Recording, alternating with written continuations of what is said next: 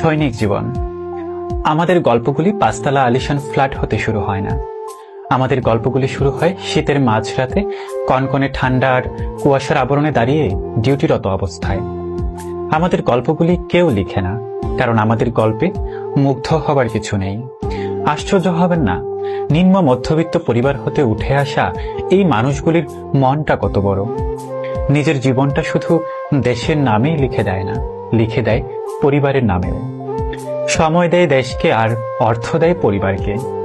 এদের নিজের বলতে কিছু নেই।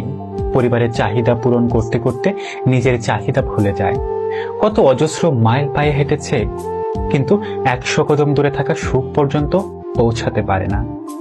জীবনটা আমাদের একটা সংরক্ষিত গণ্ডির কাঁটাতারের আঘাত খেতে খেতেই শেষ হয়ে যায়।